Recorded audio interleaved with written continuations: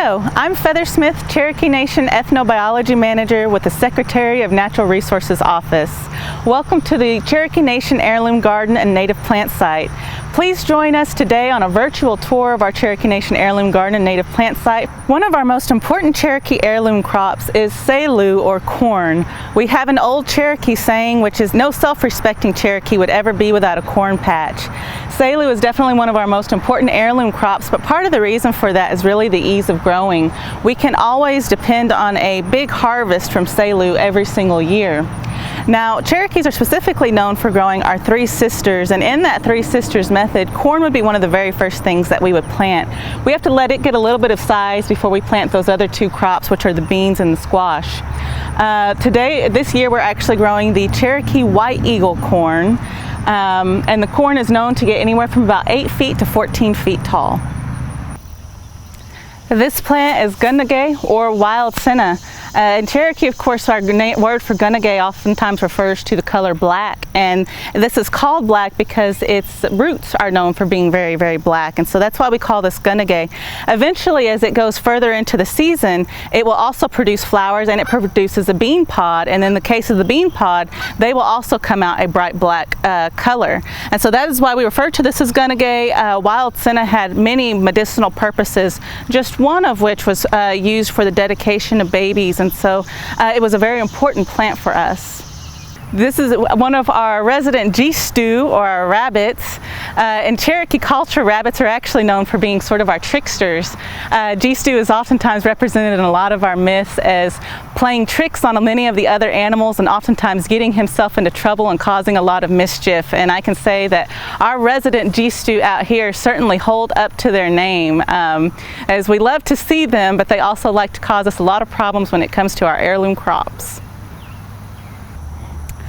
Now, this is our soligoog, or our water turtle out here, and in this case he's actually moving down towards the water, or to our pond, which sits just outside of our Cherokee Nation Heirloom Garden and Native Plant Site. This, of course, is a soligoog, a water turtle, so it's not one that we would have been using for shells or in ceremonies, but still turtles were important for us because we consider them very close to Earth. Their shells have the 13 spots on them for the 13 cycles of the moon in a year, and we believe, where the shell starts with the Earth and works its way up towards the heavens and comes back down to the Earth. For all of these reasons, turtles tend to be very important to us. Along with that, our turtles actually housing many important plants. We do have milkweed growing out here, which is important for butterflies. It is the host plant for many of our for our monarch butterflies. We have lead plant growing in here, and we have one of the 7 sacred plants of the Cherokee, which is New Jersey tea, which we'll see a little bit closer later on. Now, growing within our arbor here is unasuga, or possum grapes. Possum grapes were the traditional grape used when we made grape dumplings, which is really kind of considered a Cherokee delicacy.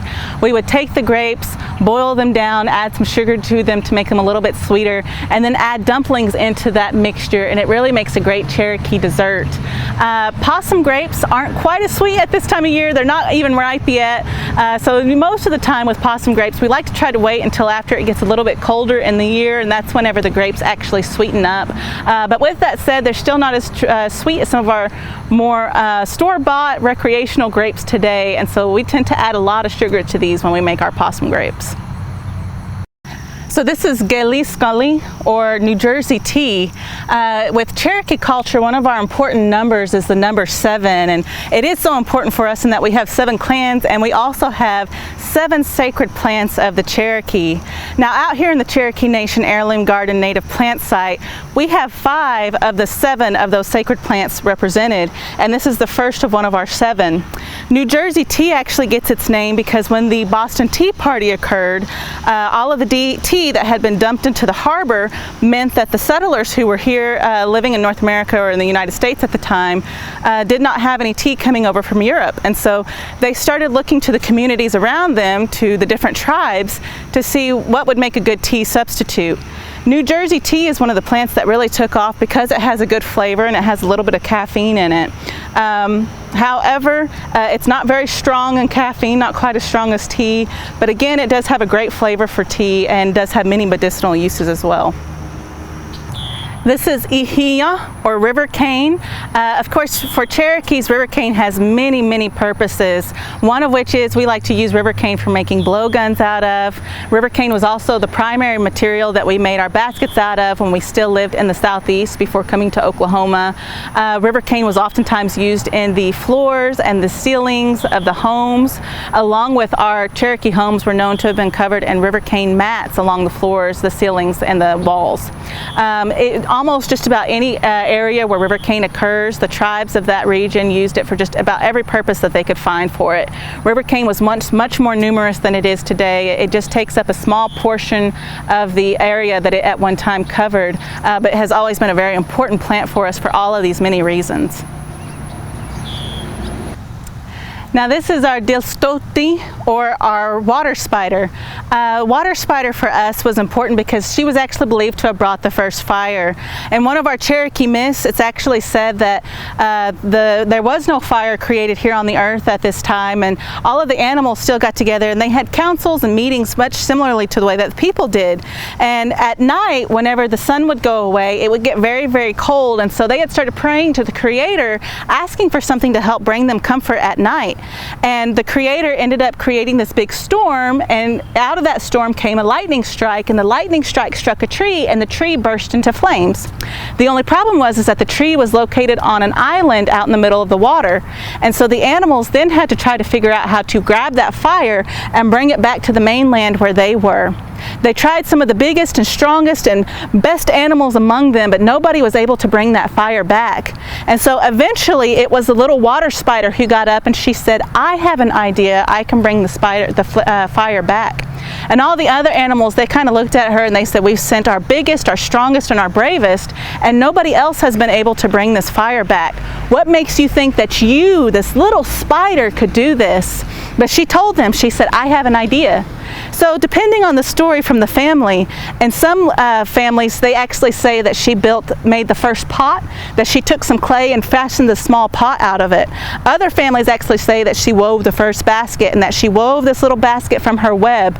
In both cases, she then took that container, she placed it on her back, she swam across to the island, found a small coal, and was able to use that little basket to scoop that coal up, placed it back on her back, and then swam back across the water. And in that way, she was able to bring us the first fire, and so she's always been important to us since then. When we look at her represented in artwork, we always see her with these 3 body segments, and for anybody who really knows what we're looking at, insects have 3 body segments, but arachnids or spiders actually only have 2 body segments. Her 3rd body segment, though, that we see in that artwork is actually that fire that she's bringing back. In Cherokee culture, it's considered taboo to actually represent or to show a true picture of fire because it was so sacred to us. So instead, fire is always represented with the 4-direction symbol. So that's why you'll see that 4-direction symbol in her back. Now, growing in our spider, we have Selugoya, or we have rattlesnake master. Rattlesnake master is the 6th of our 7 sacred plants of the Cherokee. Rattlesnake master it's believed that snakes don't like this plant and they will go away, or they will stay away from the plant. But it also has a button that occurs on the plant, on the root, and that was used in the treatment of snake bites. So again, it was considered to be a very important medicinal plant for us as Cherokees. Wadon. Thank you for joining us on this virtual tour of the Cherokee Nation Heirloom Garden and Native Plant site.